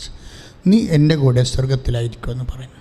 അപ്പം അവൻ്റെ കൂടെ ആയിരിക്കാൻ അവൻ എന്താണ് ചെയ്തത്? കർത്താവ് അവൻ്റെ കൂടെ ജീവിതകാലം മുഴുവൻ കട്ടം മുടിച്ചും ആൾക്കാരെ ഭീഷണിപ്പെടുത്തിയും കൊന്നും കൊലവിളിച്ചും നടന്നവനാണ്. നിൻ്റെ ജീവിതത്തിൻ്റെ എന്ത് അവസ്ഥയിലാണ്, ഡ്രാസ്റ്റിക് സിറ്റുവേഷനാണ് നീയെങ്കിലും in Jesus there is a chance. നിൻ്റെ ജീവിതത്തിൻ്റെ ഏതവസ്ഥയിലാണ്, നീ ചിലപ്പോൾ അബോർഷൻ കഴിഞ്ഞ ആളായിരിക്കും, അറിഞ്ഞോ അറിയാതെയോ മനഃപൂർവ്വം അല്ലെങ്കിലും വിചാരിച്ചോ. ഇപ്പം എന്തെങ്കിലും ഒരു ചെറിയ അപരാധങ്ങളിലെ പലതരത്തിലുള്ള തെറ്റുകൾ ചെയ്തിട്ട് നിനക്ക് തന്നെ തോന്നും എന്നെ ദൈവത്തിനും വേണ്ട പിശാചിനും വേണ്ടെന്ന് തോന്നും. അങ്ങനെയൊക്കെ സ്വയം പരാകുന്ന ആൾക്കാരുണ്ട്. What ever may be your condition, അത് നിൻ്റെ അവസ്ഥ എന്ത് തന്നെയായാലും you have A chance in Jesus. കർത്താവിൽ നിനക്ക് ഒരു ചാൻസ് ഉണ്ട്. അത് പറയുന്നത് ആരാണ് നമ്മളോട്? ഈ നല്ല കള്ളനാണ് പറയണത്. അവനോട് കർത്താവ് പറഞ്ഞു ദേർ ഇസ് എ ചാൻസ്. കുറിച്ച് തൂങ്ങി നഗ്നനായി കിടക്കുമ്പോഴും അവനൊരു ചാൻസ് കർത്താവ് കിട്ടും. അവനെങ്ങനെയാണ് ആ ചാൻസ് വാങ്ങിച്ചത്? അവൻ 3-4 കാര്യങ്ങൾ പറയും അവിടെ കിടന്നിട്ട്. ഒന്ന്, എനിക്ക് തോന്നുന്നു ഇവൻ നല്ല നട്ടലുള്ള കക്ഷിയാണ്. കാരണം തെറ്റ് കണ്ടാൽ തെറ്റ്, കള്ളനാണ്, പക്ഷേ തെറ്റ് കണ്ടാൽ വിശ്വാസവിരുദ്ധമായ കാര്യങ്ങളെ കേട്ടാൽ അവൻ വിശ്വാസവിരുദ്ധമായ കാര്യങ്ങളാണെന്ന് പറയും. വിശ്വാസവിരുദ്ധമായ കാര്യങ്ങളെ കേട്ടാൽ, സഭാവിരുദ്ധമായ കാര്യങ്ങളെ കേട്ടാൽ, ഇപ്പം ഇന്ന് കുറേ വർഷങ്ങളായിട്ട് ബോധപൂർവം സഭയെ ആക്രമിക്കുന്നത് നമ്മൾ മീഡിയയിൽ കാണുന്നുണ്ട്. മാധ്യമങ്ങൾ തുടങ്ങിയത് തന്നെ സഭയെ ആക്രമിക്കാൻ 15 കൊല്ലമായി. സ്വയാശ്രയ കോളേജും കാലം മുതലാണ് തുടങ്ങിയത്. അപ്പോൾ അത് ഞാനോടത്ത് അതുകൂടി അവസാനിക്കുമെന്ന്. അങ്ങനെയല്ല, അവരവരുടെ റേറ്റിങ്ങിന് വേണ്ടി വളരെ തന്ത്രപൂർവമായിട്ട് ബോധപൂർവമായിട്ട് സഭയെ, അതുപോലെ സഭയിൽ തന്നെയുള്ള സഭയെ ആക്രമിക്കുന്ന ആൾക്കാരെയൊക്കെ കണ്ടുപിടിച്ചിട്ട് അവർക്ക് പ്രൈം ടൈം കൊടുത്തിട്ട് അവരെ കൊണ്ട് സംസാരിപ്പിച്ചിട്ട് എപ്പോഴും സഭയെ ആക്രമിക്കുന്ന രീതിയാണ്. അപ്പം ഇത് ഇങ്ങനെയുള്ള ഒരു അവസ്ഥ എല്ലാ കാലങ്ങളിലും ഉണ്ടാകും. കള്ളനായിട്ട് കിടന്നിട്ടും അതുപോലെ തന്നെ പലതരത്തിലുള്ള പല ആരോപണങ്ങൾ വ്യക്തികൾക്കുണ്ട്. ആ വ്യക്തികൾ തന്നെയാണ് സഭയെ ആക്രമിച്ചതെന്ന് നമ്മൾ ഈ കാര്യങ്ങളിലുള്ള ചരിത്രം പരിശോധിക്കുമ്പോൾ മനസ്സിലാക്കാൻ പറ്റും. അതായിപ്പോൾ ചീത്ത കള്ളൻ എന്താ പറയണത്? നീ ദൈവപുത്രനാണെങ്കിൽ നിന്നെ രക്ഷിക്ക്, ഞങ്ങളെയും രക്ഷിക്ക്. തെളിവ് കൊണ്ടുവരാൻ പറയുകയാണ്. ദൈവപുത്രനാണ്. ഇപ്പോൾ തെളിവ് ചോദിക്കണ കാലമാണ്. അവൻ ഇടതുവശത്ത് കിടക്കുന്ന കള്ളൻ എന്താ ചോദിക്കണത്? തെളിവ് താ എന്നാ, ഡേറ്റ താ എന്നാ ചോദിക്കണത്. നീ ദൈവപുത്രനാണെന്നതിൻ്റെ ഡേറ്റ താ എന്നാ പറയണത്. എക്കാലങ്ങളിലും ഡേറ്റ ചോദിച്ചിട്ടുണ്ട്. ഈ ഡേറ്റ ചോദിക്കുന്നവനോട് എന്താ ഈ വലതുവശത്ത് കിടന്ന കള്ളൻ എന്താ പറയണത്? നീ എന്താ ഇങ്ങനെ സംസാരിക്കണത്? നമ്മ രണ്ടും ഒരേ ആൾക്കാരല്ലേ? നമ്മ രണ്ടും ഒരേ ആൾക്കാരല്ലേ? ഒരേ തൊഴിൽ ചെയ്യുന്ന ആൾക്കാരാണ്. എന്നിട്ടിത് പറഞ്ഞതിന് ശേഷം വേണമെങ്കിൽ നല്ല കള്ളിന് കൂട്ടുകാരനല്ലേ പറഞ്ഞത്?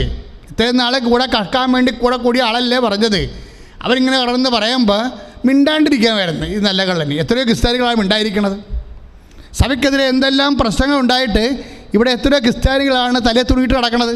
സാംസ്കാരിക നേതാക്കന്മാരായാലും ശരി, രാഷ്ട്രീയ നേതാക്കന്മാരായാലും ശരി, ക്രിസ്ത്യാനികൾ മിണ്ടാതെ നടക്കുന്നതില്ലേ? അങ്ങനെ വേണമെങ്കിൽ ഈ നല്ല കള്ളന് മിണ്ടാതിരിക്കാം. കാര്യം കൂടെ കട്ടവരല്ലേ. കൂടെ കട്ടവനൊരു വാക്ക് പറയുമ്പോൾ അവനെ സംരക്ഷിക്കേണ്ടതല്ലേ എന്ന് വിചാരിച്ചുകൊണ്ട് ഈ വലതുവശത്ത് കിടക്ക കള്ളന് മിണ്ടാണ്ടിരിക്കാം. പക്ഷേ അവൻ്റെ നട്ടല് വാഴപ്പിണ്ടിയില്ല. അവൻ ബുദ്ധിയും ബോധമുള്ളവനാണ്. അവൻ പറഞ്ഞു നീ പറഞ്ഞ തെറ്റാണ്. തെറ്റിനെ തെറ്റാണെന്ന് പറയുമ്പോഴാണ് അവൻ ക്രിസ്ത്യാനിയായിട്ട് മാറണത്. നീ പറഞ്ഞ തെറ്റാണ്. അത് ആരായാലും കണ്ട പക്ഷം ചേർന്ന് പറയാനല്ല, സഭയുടെ ഉള്ളിലായാലും.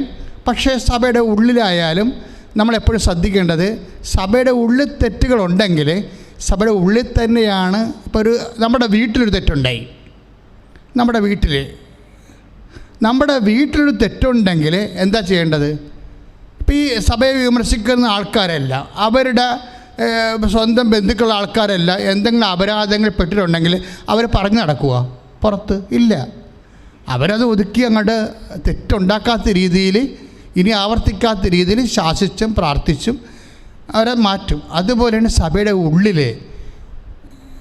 ഉള്ളിലുള്ളവരെ സഭയെടുക്കുന്ന പ്രാർത്ഥിച്ച് അതുപോലെ തന്നെ യാചിച്ചുമൊക്കെ സഭയുടെ ഈ വസ്ത്രം വാങ്ങിച്ചെടുത്ത ആൾക്കാരെ അതിനകത്ത് നിന്നുകൊണ്ട് തന്നെ സഭയെ ആക്രമിക്കുമ്പോൾ പിശാച് വെച്ച ട്രോജൻ കുതിരയായിട്ട് വരും. സഭയെ നശിപ്പിക്കാൻ വേണ്ടി സഭയുടെ അകത്ത് സാത്താൻ വെച്ച ട്രോജൻ കുതിര. അവർ ചിലപ്പോൾ പറയുന്ന കാര്യങ്ങൾ ചിലപ്പോൾ മാനുഷികമായിട്ട് നീതിയായിരിക്കാം, മാനുഷിക നീതിയേക്കാൾ വലുതാണ് സഭയെ ആത്മരക്ഷയ്ക്ക് വേണ്ടി ദൈവം സ്ഥാപിച്ചതെങ്കിൽ അതിൻ്റെ പ്രവർത്തനം നടത്തിക്കൊണ്ട് പോകാൻ സഭയെ അകത്ത് നിന്നുകൊണ്ട് സ്നേഹത്തോടെ സംയമനത്തോടെ മറ്റുള്ളവരുടെ മുമ്പിൽ ചീത്തയേക്കാതെ, അപ്പോൾ അത് ശത്രുക്കൾ പോലും ചെയ്യാത്തൊരു കാര്യമാണത്. കാര്യം അങ്ങനെയൊക്കെ പറയുമ്പോൾ പുറത്തുള്ളവർ പോലും ഇത് മതം സങ്കടമാകുന്നുണ്ട്. എനിക്കിപ്പോൾ ഈ കാലങ്ങളിലൊക്കെ ഉണ്ടായിട്ടുള്ള വിഷയങ്ങളെക്കുറിച്ച് വ്യക്തിപരമായ അഭിപ്രായം ഉണ്ടാകുന്ന ചോദിച്ചു കഴിഞ്ഞാൽ, വ്യക്തിപരമായ അഭിപ്രായം എനിക്ക് സങ്കടമാണുള്ളത്.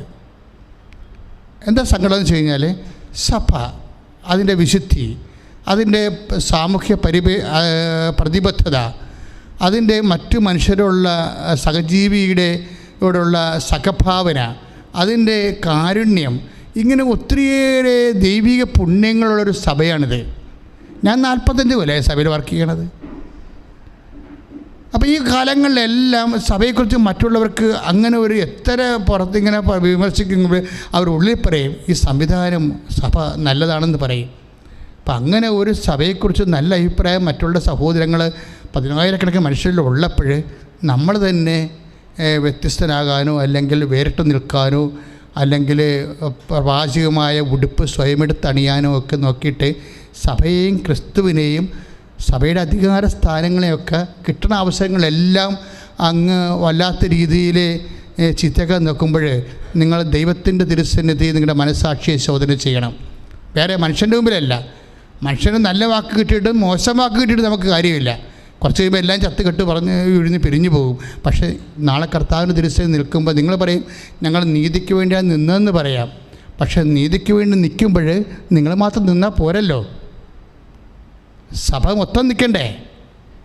സഭയെ മൊത്തം നിൽക്കാൻ വേണ്ടി സഭയുടെ അകത്ത് തന്നെ നിന്നുകൊണ്ട് സഭയ്ക്ക് വേണ്ടി പ്രാർത്ഥിക്കുകയും സഭയെ എന്തെങ്കിലും ന്യൂനതകൾ നിങ്ങൾ കണ്ടു കഴിഞ്ഞാൽ അത് ക്ലാരിഫിക്കേഷനിലൂടെ നിങ്ങൾ ഡയലോഗ് പറയുമ്പോഴും എന്തുകൊണ്ടാണ് സഭയുടെ ഉള്ളിൽ സ്നേഹത്തോടെ ഉള്ള ഒരു ഡയലോഗിന് പല ആൾക്കാരും തയ്യാറാകാത്തത്? അപ്പോൾ ഉദ്ദേശശുദ്ധി നിങ്ങളായിട്ട് തന്നെ ചോദ്യം ചെയ്യുന്ന രീതിയിലേക്ക് അവതരിപ്പിക്കുന്നത് ശരിയല്ല. കാര്യം ഇവിടെ കേരളം വളരെ സമാധാനത്തോടെയും സന്തോഷത്തോടെയും പോകുന്ന ഒരു സ്ഥലമാണ്. അതുകൊണ്ട് തന്നെ എല്ലാ മേഖലകളിൽ നിന്നും, സഭയുടെ മേഖലയിൽ നിന്നായാലും ശരി, മറ്റു സമുദായങ്ങളുടെ മേഖലയിൽ നിന്നായാലും ശരി, പരസ്പരം യോജിക്കാവുന്ന സഹകരിക്കാവുന്ന എല്ലാ മണ്ഡലങ്ങളിലും കൈകോർത്ത് പിടിച്ച് സഹകരിച്ചിട്ട് ഒരു വിഷയം, ഇപ്പോൾ പത്രത്തിലൂടെ ആയാലും ഇപ്പോൾ എല്ലാവരും മീഡിയ ആയതാണല്ലോ കുഴപ്പം. ഓരോരുത്തർ മീഡിയ ആയി അവരെല്ലാം ലൈക്ക് കിട്ടാനും അതനുസരിച്ച് ഷെയർ കിട്ടാനും വേണ്ടി ഉള്ളൊരു മത്സരത്തിൽ കേരളത്തിൻ്റെ സ്വസ്ഥത അങ്ങ് നഷ്ടപ്പെടുന്ന അവസ്ഥയാണ്. അതിനുള്ളിൽ എത്രയോ പേര് സമാധാനത്തിന് വേണ്ടിയുള്ള ശ്രമങ്ങൾ നടത്തുന്നുണ്ട് എല്ലാ ഭാഗത്തു നിന്നും. ഏതെങ്കിലും ഒരു രാഷ്ട്രീയം എന്ന് പറയുന്നത് എല്ലാ ഭാഗങ്ങളിൽ നിന്നുമുണ്ട്. എല്ലാ രാഷ്ട്രീയ ഭാഗങ്ങളിൽ നിന്നും സമാധാനത്തിന് വേണ്ടിയുള്ള ശ്രമങ്ങളുണ്ട്. എല്ലാ സമുദായ ഭാഗങ്ങളിൽ നിന്നുമുണ്ട്. അപ്പോൾ ഇങ്ങനെയുള്ള അതിൻ്റെ അർത്ഥം എന്ന് വെച്ച് കഴിഞ്ഞാൽ ഇവിടെ പഴയ ഒരു സന്തോഷത്തിൻ്റെ ഒരു കാലം വരണമെന്ന് തന്നെയാണ്. അപ്പം അതുകൊണ്ടാണ് ഈ ആരാധനയിലൊക്കെ ഞങ്ങൾ പ്രാർത്ഥിക്കുന്നത്. കാര്യം നമുക്ക് ഒരുമിച്ച് മലയാളക്കരയ്ക്ക് മലയാള ജനങ്ങൾക്ക് ഒരുമിച്ച് പഴയതുപോലെ വളരാനുള്ള സാഹചര്യം ദൈവം ഒരുക്കും, തീർച്ചയായിട്ടും ഒരുക്കും. എന്തെല്ലാം തിന്മയുടെ ശക്തികളിവിടെ പ്രവർത്തിച്ചാലും ഇതെല്ലാം ഐഡൻറ്റിഫൈ ചെയ്യപ്പെടുകയും അതെല്ലാം ക്രമേണ കാലാന്തരത്തിലെ സമൂഹത്തിൽ നിന്ന് നിർവീര്യമായി പോവുകയും ചെയ്യും. ഒരു കാര്യമില്ല ആ സമയത്ത്. പക്ഷേ ഇവിടെ കൂടുതൽ ആവശ്യം പ്രാർത്ഥനയാണ്, കൂടുതൽ ആവശ്യം വിശുദ്ധിയോടുകൂടിയുള്ള പ്രാർത്ഥനയാണ്. ഞാനത് പറയാൻ വേണ്ടി പറഞ്ഞതല്ല. ആരെയും ഏതെങ്കിലും ഒരു പക്ഷം ശരിയാണെന്നോ ഒരു പക്ഷം തെറ്റാണെന്നോ പറഞ്ഞതല്ല. എന്തെങ്കിലും പറയുമ്പോൾ ചിലപ്പോൾ ഞാനൊരു വിശദീകരണമൊക്കെ പറയും. അത് സ്വാഭാവികമായും സ്വസ്ഥത കൈവരിക്കാൻ വേണ്ടിയുള്ള സുവിശേഷത്തിൻ്റെ നടപടി പോലെ പറയണതാണ്. അല്ലാതെ ആരെയും കൊച്ചാക്കാനോ ആരെയും ചെറുതാക്കാനോ ഒന്നുമല്ല. പക്ഷേ ഇവിടെ ഒരു സത്യസന്ധമായ സ്നേഹം ഈ മണ്ണിൽ പുലരാൻ ദൈവം ഇടവരുത്തട്ടെ എന്ന് കൂടി പ്രാർത്ഥിക്കുകയാണ്. ഇത് പറയാൻ കാര്യം ഈ നല്ല കള്ളൻ്റെ നട്ടല്ലനെ കുറിച്ച് പറഞ്ഞതാണ്. അല്ലെങ്കിൽ അതൊന്നും പറയത്തില്ല. കാര്യം നല്ല കള്ളൻ്റെ നട്ടിലെന്ന് പറയുമ്പോൾ എന്താ സംഭവം? അവൻ തെറ്റുകാരനാണ്. അവനോട് പറഞ്ഞു, നീ ആ കുരിശിൽ സ്വയം പീഡിതന് ക്രൂശിക്കപ്പെട്ട് കിടക്കുമ്പോഴാണ് ഈ ഇടതുവശത്തുള്ള കള്ളനോട് പറയണത്. എന്താ പറയണത്? നീ പറഞ്ഞത് തെറ്റാണ്. എന്തൊക്കെയാണ് പറയണത്? 4 കാര്യങ്ങൾ പറയും. എന്താണ്? അവൻ അതിനെ സഹായിച്ചു, തെറ്റിനെ സഹായിച്ചു. നീ ദൈവത്തെ ഭയപ്പെടുന്നില്ലേ? അതാണ് സംഭവം. തിന്മയെ പ്രോത്സാഹിപ്പിക്കുന്ന ആൾക്കാരെല്ലാവരും ദൈവത്തെ ഭയപ്പെടുന്നില്ലെന്ന് മനസ്സിലാക്കണം. തിന്മയുടെ പക്ഷത്തെയോ തിന്മയുടെ പ്രവർത്തനങ്ങളെയോ പ്രോത്സാഹിപ്പിക്കുന്ന ആരും ദൈവത്തെ ഭയപ്പെടുന്നില്ല. അതാണ് ഈ വലതുവശത്ത് കിടക്കുന്ന കള്ളൻ ചോദിക്കുന്നത് ഇടതുവശത്ത് കിടക്കുന്ന കള്ളനോട്, നീ ദൈവത്തെ ഭയപ്പെടുന്നില്ലേ? പിന്നെ രണ്ടാമത്തെ ചോദ്യം എന്താണ്? നമ്മുടെ ശിക്ഷ വിധി ന്യായമാണ്. ഇപ്പം 23:42 അല്ലെ 41 ലൂക്കായുടെ സുവിശേഷത്തിൽ നമ്മുടെ ശിക്ഷാവിധി ന്യായമാണ്. ഇപ്പം സ്വയം ചെയ്ത തെറ്റുകളെ മൂടി വെക്കണില്ല. ഇവിടുത്തെ പരാക്രമം മുഴുവനും അതാണല്ലോ. സാമൂഹ്യ കേരളത്തിൻ്റെ പരാക്രമം എന്താണ്? സ്വന്തം തെറ്റുകളെ മൂടി വെച്ചുകൊണ്ടാണ് മറ്റുള്ളവരെ ആക്രമിച്ചത്. അതാണല്ലോ ഇപ്പോഴും ഉണ്ടാകുന്ന ചില കേസുകൾ കേൾക്കുമ്പോൾ എന്താണ്? ഇത്രയും നാൾ ഈ വ്യക്തി അയാളുടെ തെറ്റുകളെ മൂടി വെച്ചുകൊണ്ടാണ് മറ്റുള്ളവരുടെ മേൽ കൈ ചൂണ്ടിക്കൊണ്ടിരുന്നത്. പക്ഷേ ഈ വലതുവശത്തുള്ള കള്ളം കണ്ടില്ലേ? നമ്മുടെ ശിക്ഷാവിധി ന്യായമാണ്. നമ്മുടെ ശിക്ഷാവിധി ന്യായമാണ് എന്നുവെച്ചാൽ അതിനകത്ത് അന്യായമൊന്നുമില്ല.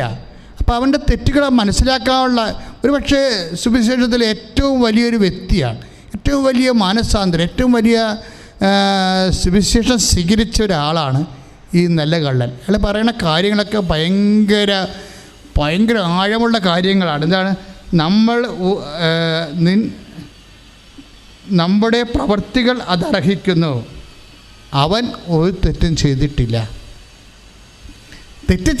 ചെയ്യാത്തവൻ തെറ്റ് ചെയ്തില്ല എന്ന് പറയണത്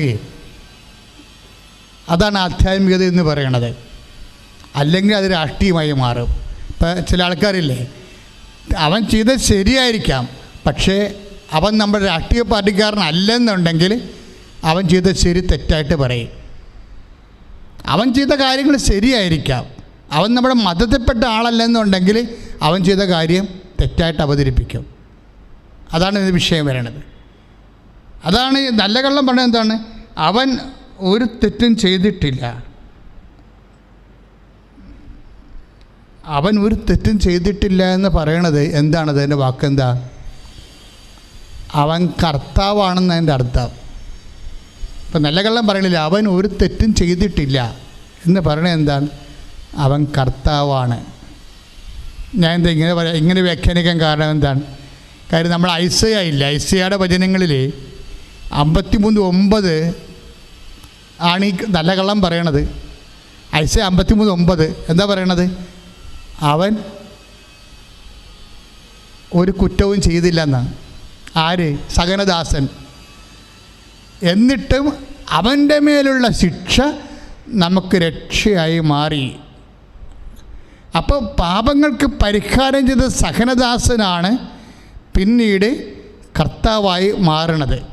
ശ്രുതികട്ടെ ഹല്ലേലൂയ, ഹല്ലേലൂയ, ഹല്ലേലൂയ. കരങ്ങൾ ഉയർത്തിക്കൊണ്ട് ശ്രുതികട്ടെ. യേശുവേ സ്തോത്രം, യേശുവേ നന്ദി, കർത്താവേ സ്തോത്രം, കർത്താവേ ഞങ്ങളെ പ്രാർത്ഥിക്കുന്ന കർത്താവേ തിരുസഭയെ സമർപ്പിച്ച് പ്രാർത്ഥിക്കുന്ന കർത്താവേ. 53:10 അവിടുന്നാണ് അവനെ ക്ലേശങ്ങൾക്ക് വിട്ടുകൊടുത്തത്. പാപപരിഹാര ബലിയായി തന്നെ അർപ്പിക്കുമ്പോൾ അവൻ തൻ്റെ സന്തതി പരമ്പരയെ കാണുകയും ദീർഘായുസ് പ്രാപിക്കുകയും ചെയ്യും. ഇതാണ് നല്ല കള്ളൻ പറഞ്ഞ അവന് കിട്ടിയ വെളിപാട്. ഐസയ അവനൊരു തെറ്റും ചെയ്തിട്ടില്ല എന്ന് പറയലേ. ഐസയ 53:9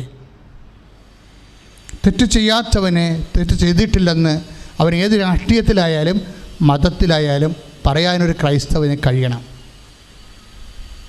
അതേസമയം തെറ്റ് ചെയ്തവനെ തന്നെ എപ്പോഴും സ്ഥിരമായി ഏതെങ്കിലും ഒരു കോണുകളിൽ നിന്ന് ഏതെങ്കിലും സമുദായത്തിനെയോ ഏതെങ്കിലും മതത്തിനെയോ ആക്രമിക്കണ പോലെ സിറ്റുവേഷൻ ഉണ്ടാവരുത്.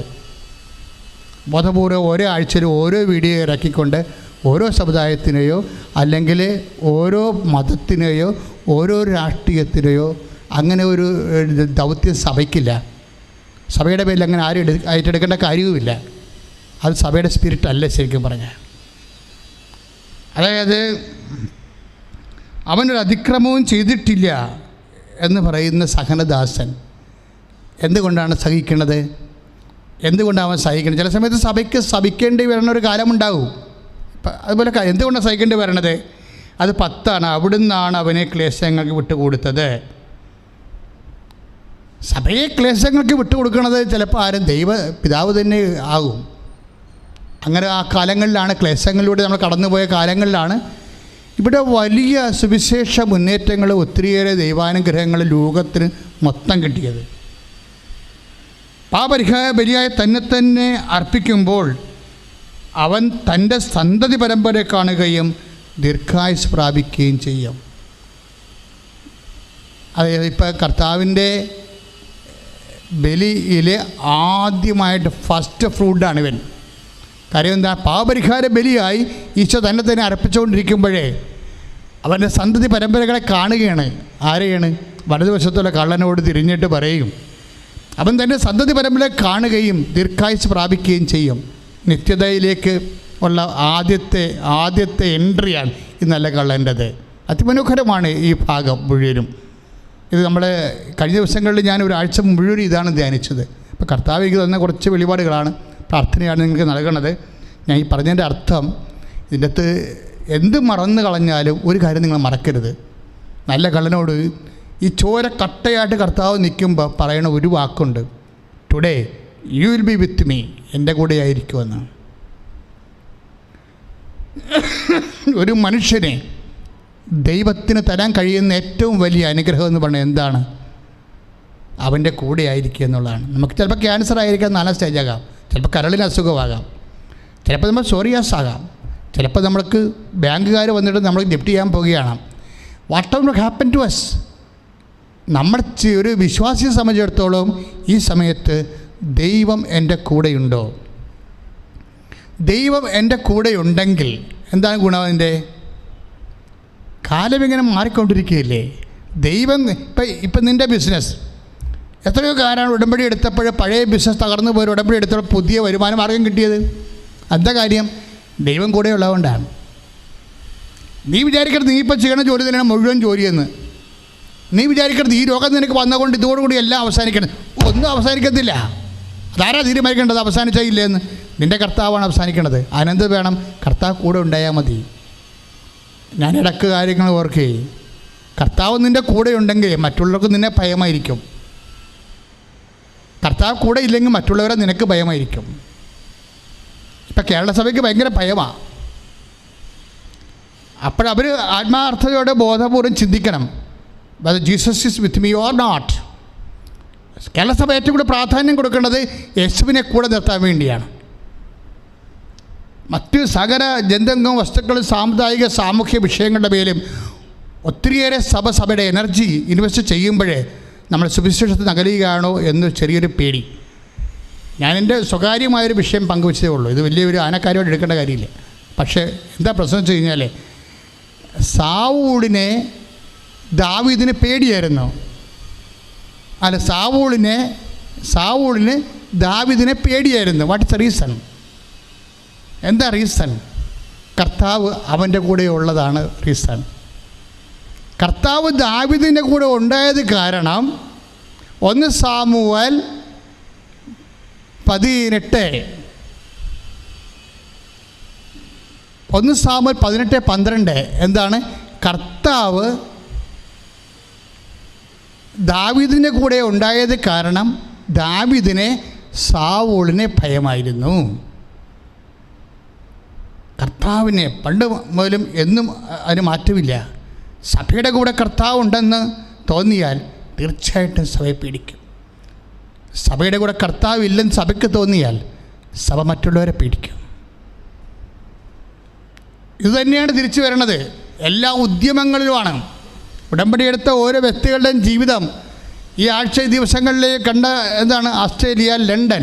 കാര്യം ഞങ്ങളിപ്പോഴും പകലുള്ള സമയങ്ങളിലെല്ലാം നാട്ടുകാരുടെ സാക്ഷ്യങ്ങളാണ് ഇവിടെ നടക്കുന്നത്.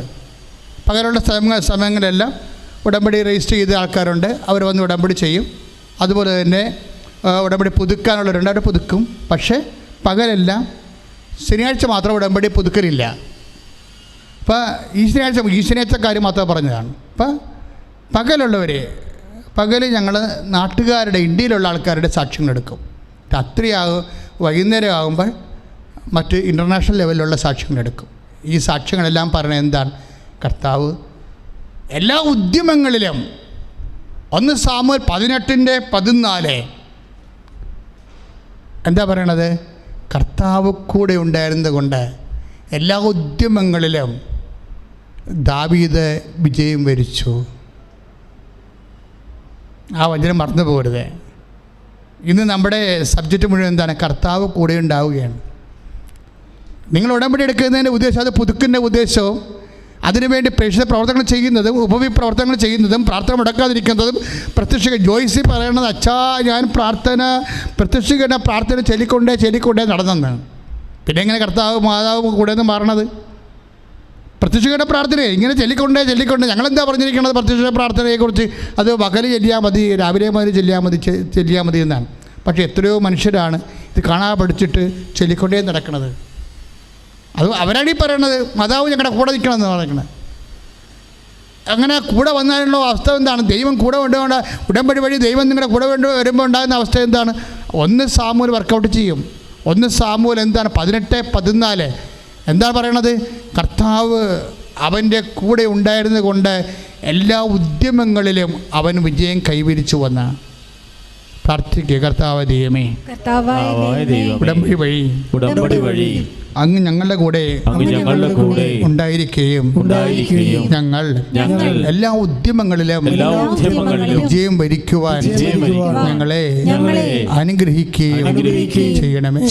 കർത്താവേ, ഞങ്ങള് ഉടമ്പടി വഴി അങ്ങയുടെ തിരുസന്നിധിയിൽ ഏൽപ്പിച്ചിട്ടുള്ള ഞങ്ങളുടെ ജീവിതത്തിന്റെ മുഴുവൻ ഉദ്യമങ്ങളെ വിജയകരമായി മാറ്റുവാൻ ഞങ്ങള് വാക്കിലും പ്രവൃത്തിയിലും പ്രഖ്യാപനങ്ങളിലും അങ്ങനെ കൂടെ നിൽക്കുവാനും അങ്ങ് ഞങ്ങളുടെ കൂടെ നിൽക്കുവാനും നിങ്ങളെ സഹായിക്കണമേ. ശ്രുതികട്ടെ.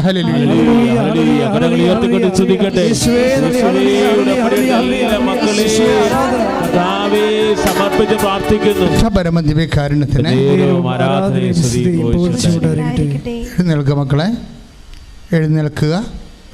ഉടമ്പടിയിലുള്ളവർ, ഓൺലൈനിലുള്ളവർ എല്ലാവരും എഴുന്നേൽക്കുക. അച്ഛനോട് ചേർന്ന് പ്രാർത്ഥിക്കുക. കർത്താവായ ദൈവമേ, അന്ധന് കാഴ്ച നൽകിയവനെ, ചെകിടന് കേൾവി നൽകിയവനെ, ഊമന് സംഭാഷണ ശക്തി നൽകിയവനെ, മഹോദര രോഗിയെ സുഖപ്പെടുത്തിയവനെ, തളർവാദ രോഗിയെ സുഖപ്പെടുത്തിയവനെ, മരിച്ചവനെ ഉയർപ്പിച്ചവനെ, അങ്ങയുടെ തിരുനാമത്തിന് സ്തോത്രം ചെയ്യുന്ന എൻ്റെ കർത്താവേ, രോഗാതുരമായ ഇടങ്ങളിലെ അങ്ങയുടെ വലതുകരം വെക്കണമേ എന്ന് പ്രാർത്ഥിക്കുന്ന എൻ്റെ കർത്താവിൻ്റെ ഉന്നതമായ നാമത്തിലെ സഭയുടെ അധികാരത്തിൽ പുരുഷന്റെ അടയാളത്തിൽ ദൈവശക്തിയാൽ മാരകരോഗങ്ങള്, നിരവ്യാധികള് യേശുനാമത്തിലെ മാറിപ്പോകട്ടെ.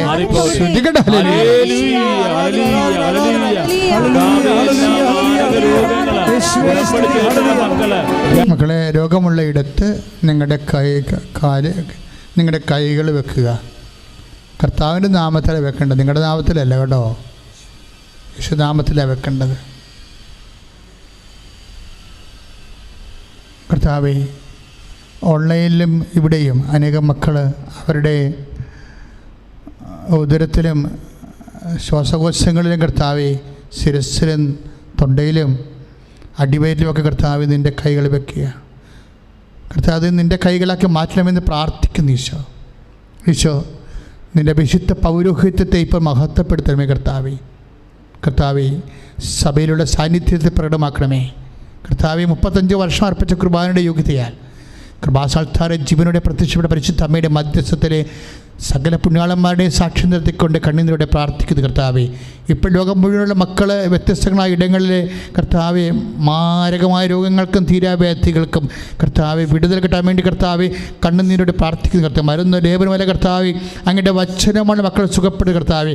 പരിശുദ്ധമേ ദേവമാതാവിനെ കൃപാസ്ഥാനത്താറയിൽ പ്രത്യക്ഷപ്പെടുത്താൻ വേണ്ടി അത്രയും കാരുണ്യം ഞങ്ങളോട് കാണിച്ച് അതിലൂടെ ഇത് ഉടമ്പടി പ്രാർത്ഥനയും പ്രത്യക്ഷീകരണ പ്രാർത്ഥനയും തന്നുകൊണ്ട് അങ്ങ് ഞങ്ങളുടെ കൂടെ ആയിരിക്കാൻ കാണിച്ച സ്വർഗീയമായ വാത്സല്യത്തെ ഓർത്തുകൊണ്ട് യേശുക്രിസ്തു ഉന്നതമായ നാമത്തിൽ മാരക രോഗങ്ങൾ തീരാവ്യാധികൾ യേശുവിന്റെ നാമത്തിൽ മാറിപ്പോകട്ടെ. നടുവേദനയുള്ളവർ, കിഡ്നി വേദനയുള്ളവരൊക്കെ കൈവെക്കാൻ പറഞ്ഞിട്ടുണ്ട് ഈശോ. കർത്താവ് എനിക്ക് തന്ന ഒരു ആന്തരിക ബോധ്യമാണ്. കിഡ്നി വേദികളെ സുഖപ്പെടുത്തുന്നതും അതുപോലെ തന്നെ നടുവിൻ്റെ കശികൾ തെറ്റിയവരെ സുഖപ്പെടുത്തുന്നതുകൊണ്ട് ആ മേഖലകളിൽ നിങ്ങൾക്ക് ഇപ്പോൾ കൈവച്ച് പ്രാർത്ഥിക്കുക എന്നാണ്. അതുപോലെ തന്നെ ഭുജങ്ങളില്ലേ, നമ്മുടെ 2 ഭുജങ്ങൾ, അവിടെ വേദനയുള്ളവരും എപ്പോഴും നീർക്കെട്ടുന്നവരും അസ്ഥി ദ്രവിക്കുന്നവരും അസ്ഥി തേയുന്നവരുമൊക്കെ ആ തേയ്മാനമുള്ള സ്ഥലങ്ങളെല്ലാം കൈകൾ വെച്ചുകൊണ്ട് പ്രാർത്ഥിക്കണം. കർത്താവെ, ഇപ്പോഴ് വെറുതെ ശരീരത്തിലൊക്കെ ആവശ്യമില്ലാത്ത ഇപ്പം മുഖത്തൊക്കെ ഇങ്ങനെ ഹോർമോൺ ഇൻബാലൻസ് കൊണ്ട് രോമങ്ങൾ വളരുന്നവരെ കാണിക്കുന്നുണ്ട്. കർത്താവരെയൊക്കെ അവിടെ എല്ലാം മുഖത്തെല്ലാം സമർപ്പിച്ച് പ്രാർത്ഥിക്കുക. കർത്താവിൻ്റെ വിശുദ്ധമായ രക്തം അവരുടെ രക്തത്തിലേക്ക് കലരാൻ പോവുകയാണ്. കർത്താവ് പി സി ഒടിക്കാരെയും കർത്താവ്, അതുപോലെ തന്നെ പലതരത്തിലുള്ള രോഗങ്ങളുള്ളവരെയും മക്കളില്ലാത്തവരെയും സംബന്ധിച്ച് പ്രാർത്ഥിക്കുന്നു കർത്താവ്. എപ്പിലെപ്സി രോഗികളെ സംബന്ധിച്ച് പ്രാർത്ഥിക്കുന്നു കർത്താവ്. അതുപോലെ തന്നെ അപസ്മാര രോഗികളെ, ഓട്ടിസം രോഗികളെ മുഴുവനെ സംബന്ധിച്ച് പ്രാർത്ഥിക്കുന്നു കർത്താവ്. ഈശോ തലയിലെ അതുപോലെ ഞരമ്പിലെ കേടുള്ളവരെയും അത് ബ്ലോക്കുള്ളവരെയും നെഞ്ചിൽ ബ്ലോക്കുള്ള ഹൃദയത്തിൽ ബ്ലോക്കുള്ളവരെ എല്ലാം സംബന്ധിച്ച് പ്രാർത്ഥിക്കുന്നു. ആന്തരിക അവയവങ്ങൾക്ക് സിസ്റ്റുള്ളവരെ സംബന്ധിച്ച് പ്രാർത്ഥിക്കുന്നു. കണ്ണിന് കാഴ്ചക്കുറവുള്ളവരെയും ചെവിക്ക് കേൾവിക്കുറവുള്ളവരെയും കൈകാലുകൾ അനങ്ങാത്തവരെയും കൈ പൊക്കാൻ പറ്റാത്തവരെയും കൈകൊണ്ട് ജോലി ചെയ്യാൻ പറ്റാത്തവരെയും ജോലി മുട്ടി വീട്ടിലിരിക്കുന്നവരെയും എല്ലാം സംബന്ധിച്ച് പ്രാർത്ഥിക്കും. മക്കളെ, ശ്രുതികയുടെ മക്കളെ, എൻ്റെ കർത്താവേ, നിന്റെ നാമത്തിന് സ്തോത്രം ചെയ്യുന്ന കർത്താവേ, നിന്റെ നാമത്തിന് സ്തോത്രം ചെയ്യുന്ന കർത്താവേ, നിന്റെ നാമത്തിന് സ്തോത്രം ചെയ്യുന്ന കർത്താവേ. ഈശോ തന്ന വചനത്തിന് എല്ലാം നന്ദി പറയുന്ന കർത്താവേ. ഈശോ നിന്റെ വിശുദ്ധ പൗരോഹിത്യത്തെ മഹത്വപ്പെടുന്ന കർത്താവേ, സഭയിലുള്ള സാന്നിധ്യം പ്രകടമാക്കണം. എൻ്റെ കർത്താവിൻ്റെ ഉന്നതമായ നാമത്തിൽ സഭയുടെ അധികാരത്തെക്കുറിച്ച് അടയാളത്തിൽ ദൈവശക്തിയാൽ ഈ നിമിഷം ഓൺലൈനിൽ പ്രാർത്ഥിക്കുന്ന മക്കളെ, ഇവിടെ പ്രാർത്ഥിക്കുന്ന മക്കളെ, പ്രാർത്ഥിക്കുന്ന മക്കളെ, എല്ലാവരും ശാരീരിക രോഗങ്ങൾ, മാനസിക രോഗങ്ങൾ, ജീവിത തടസ്സങ്ങൾ, ദുരിതങ്ങൾ യേശുനാമത്തിൽ വിട്ടുമാറട്ടെ. പരമദിവ്യകാരുണ്യത്തിന് പ്രിയമക്കളെ, ജോലിയില്ലാത്തവര്, വീടില്ലാത്തവര്, വിവാഹം ഒത്തുവരാത്തവര്, പരീക്ഷ എഴുതിക്കൊണ്ട് നിൽക്കുന്നവരെ, എപ്പോഴും പരീക്ഷയ്ക്ക് ഓരോ മൊഡ്യൂൾസിന് തോറ്റുപോകുന്നവരെ, വിഷയങ്ങൾക്ക് തോക്കുന്നവരെ, ഉപരി വിദ്യാഭ്യാസമോ ജോലിക്കയറ്റമോ, ജോലി നഷ്ടപ്പെട്ട് വീട്ടിൽ നിൽക്കുന്നവരെ, നാട്ടിൽ പോരാൻ പറ്റാത്തവർ, ഇവിടുന്ന് കയറി തിരിച്ചു പോകാൻ പറ്റാത്തവർ, ഇങ്ങനെ വ്യത്യസ്തങ്ങളായ മേഖലകളിൽ വേദന അനുഭവിക്കുന്നവർ, തർക്കപ്പുരയിടങ്ങളിൽ താമസിക്കുന്നവർ, വഴക്ക് നടക്കുന്നവർ, വിവാഹത്തിൻ്റെ തടസ്സങ്ങളുള്ളവർ, വിവാഹം പിരിയാൻ വേണ്ടി കാത്തു നിൽക്കുന്നവർ, പിരിഞ്ഞിട്ട് വേദന അനുഭവിക്കുന്നവർ, ഈശോ വല്ലാത്ത രീതിയിൽ ജീവിതം തന്നെ എന്തിനാണെന്നറിയാതെ ഭാരപ്പെട്ട് ജീവിക്കുന്നവരെ, എൻ്റെ മക്കളെ, അവിടെ മേലെല്ലാം കർത്താവിൻ്റെ വിശുദ്ധ രക്തം തളിക്കപ്പെടുന്ന സമയമാണ്. ദൈവികമായ തീരുമാനം അമ്മ പരിശുദ്ധമ്മ ദേവമാതാവ് നിങ്ങൾക്ക് വേണ്ടി ഏറ്റെടുക്കുകയും നിങ്ങളെ സന്ധിക്കുകയും സംരക്ഷിക്കുകയും നിങ്ങൾക്ക് നാളെ കർത്താവിൻ്റെ നാമത്തിൽ ഈ ആൾത്താരയ്ക്കൊരു സാക്ഷ്യം പറയാൻ പറ്റുകയും ചെയ്യും. നിങ്ങളെ സാക്ഷികളാക്കണമെന്ന് പ്രാർത്ഥിച്ചുകൊണ്ട്, ഞങ്ങൾ സാക്ഷികളാക്കണമേ, ഞങ്ങൾ സാക്ഷികളെപ്പോലെ ജീവിച്ചു കൊള്ളാമെന്ന് പ്രതിജ്ഞ ചെയ്തുകൊണ്ട് അത് ശക്തമായി സ്തുതിക്കട്ടെ, അത് ശക്തമായി സ്തുതിക്കട്ടെ, അത് ശക്തമായി ഞാൻ എല്ലാ മക്കളെയും സ്വന്തം പ്രാർത്ഥിക്കുന്നു, എല്ലാ മക്കളെയും സ്വന്തം പ്രാർത്ഥിക്കുന്നു. കർത്താവേ, നിന്റെ വിശുദ്ധമായ തിരുമുറുപാടുന്ന വലതുകരം മക്കളുടെ ശിരസിൽ വെക്കണേ പ്രാർത്ഥിക്കുന്നു. ഇപ്പൊ പ്രാർത്ഥിച്ച മുഴുവൻ വിഷയങ്ങളും അടിപ്പിണർ പോലെ വൈദാക്കാലം ദൈവികമായ ശക്തി യേശുവിന്റെ നാമത്തിൽ കർത്താവ് സൗഖ്യമാകട്ടെ പ്രാർത്ഥിക്കുന്നു.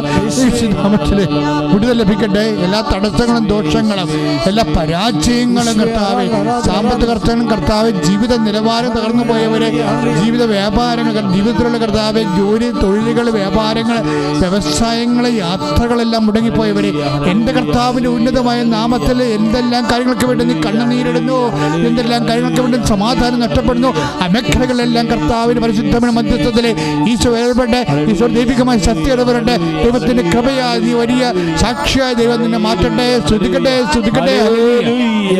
ആരാധന.